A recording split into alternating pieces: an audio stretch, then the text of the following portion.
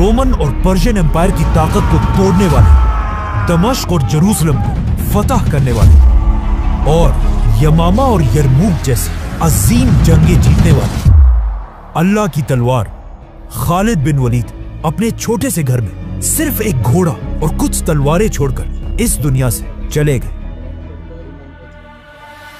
May peace be upon him। Khalid bin Walid Syria की city Homs में फौत हुए थे, जहां पर आज तक उनकी खबर है।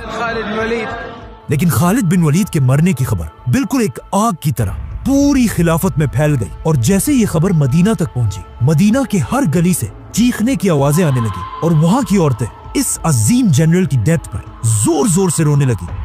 लेकिन अब मसला ये था कि हजरत उमर ने इससे पहले ही मदीना में इस बात पर पाबंदी लगाई थी कि चाहे जो भी मर जाए, कोई भी उसके लिए जोर से नहीं रोएगा। देख, खालिद बिन वलीद की मौत पर लोग इस पाबंदी को बिल्कुल भूल गए और मदीना की गलियों में औरतें जोर जोर से रोने लगी। अब जब हजरत उमर तक इनकी आवाज पहुंची, वो फुल गुस्से में अपने घर से बाहर निकले और पूछा आखिर कौन है जिसके लिए ये सब रो रहे हैं। तो उन्हें बताया गया कि ये सब आपके जनरल और अल्लाह की तलवार खालिद बिन वलीद की मौत पर रो रहे हैं। ये सुनकर हजरत उमर बिल्कुल अपनी जगह पर खामोशी से खड़े रहे और काफी देर खामोश रहने के बाद हजरत उमर ने पहली बार मदीना के लोगों को अपना ऑर्डर तोड़ने की इजाजत दी और कहा कि अगर खालिद के लिए आज कोई रो रहा है तो उसे रोने दो।